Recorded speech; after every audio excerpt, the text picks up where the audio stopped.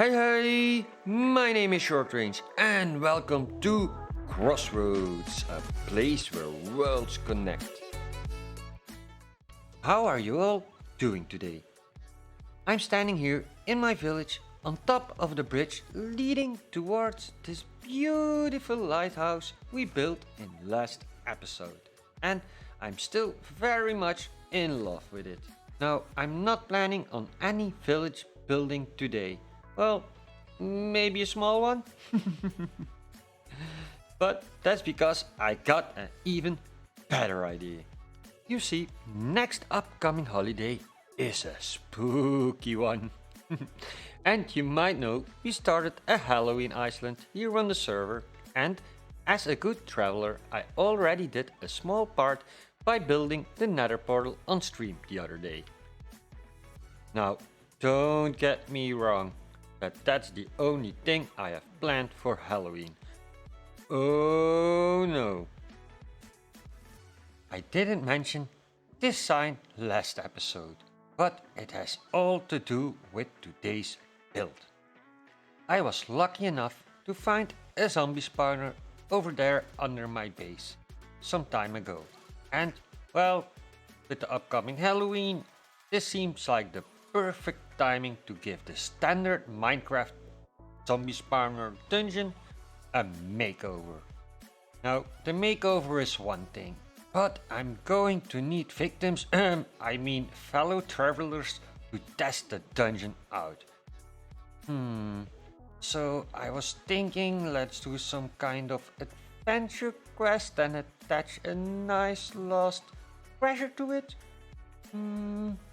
Yep, that should do it.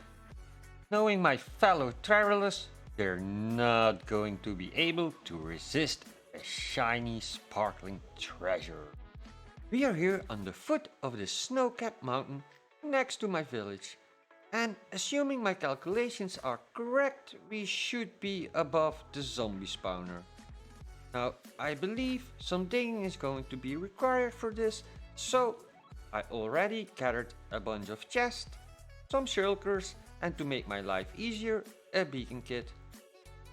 So, yeah, I better start digging. This is gonna take a while. While I'm digging out the space needed for this dungeon, let's have a look at it in a test world. I do have to give a small spoiler warning for any traveler watching this. With that being said, let's jump right into it. The dungeon consists out of a spawner room, a main hall and 3 separate rooms, with one of them being the treasure room and the exit. The entrance is located right here at the corner of the main hall. Oh wait, night vision potion. That's better. Zombies will drop down in the center of the hall, and the broken bridges are designed that way so that the only option is to follow a certain path. I did this by making sure that the blocks to jump on are always too high to get on, using slabs and stairs. Now I did make the treasure room bridge accessible just so you can take a look at the treasure. The only option is going to the crypt. After some meddling with levers, you will switch the one that makes a stair block pop out in the main hall, which will grant you access to the sewers. This is mainly a parkour course. To get to the top of the room, do the next lever that will open the treasure room and turn on the redstone lamps in the spawner room to prevent any more zombies spawning in. Only thing left to do is to get the loot and use the bubble elevator to get back to the surface. To get this all to work, we need to set a few rules. No elytra, that one for sure. No, let's see. No block placing or mining. Yep, with these rules in place, I hope my fellow travelers will enjoy this little dungeon. We got a lot of work done, and we now have a huge cave with the spawner room right above us. Since I had some time to spare, I already went ahead and sorted all the materials needed for the dungeon. Which means we are good to go!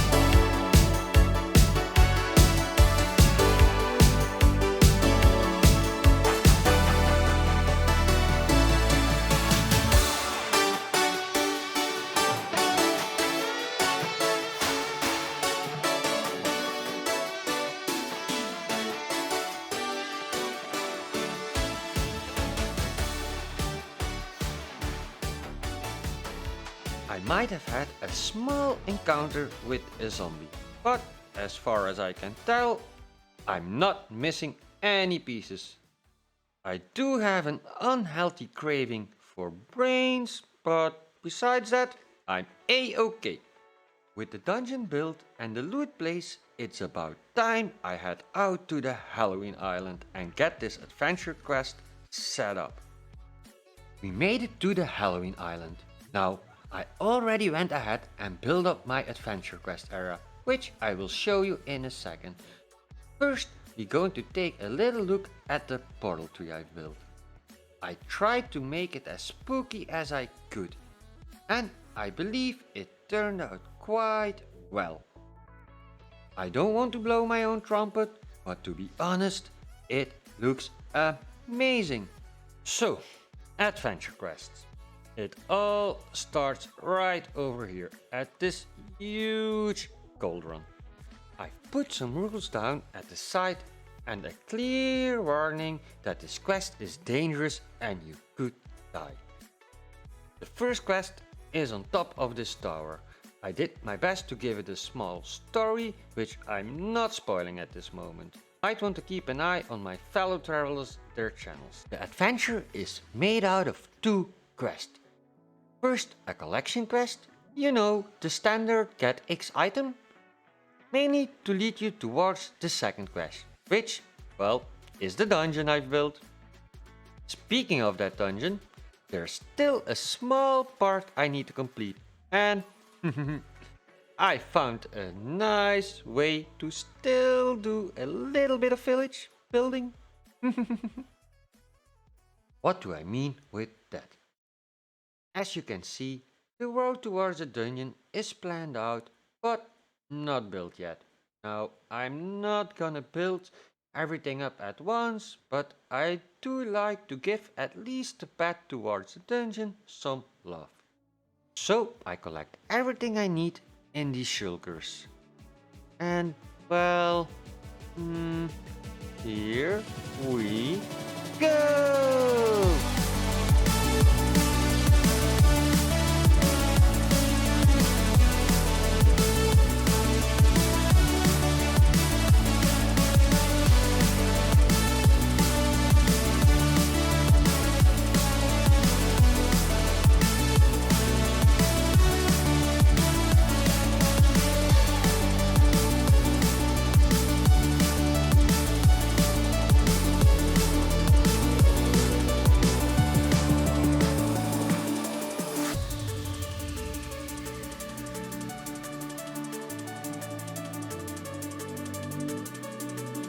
With the last small part built, I'm afraid we are at the end of today's episode.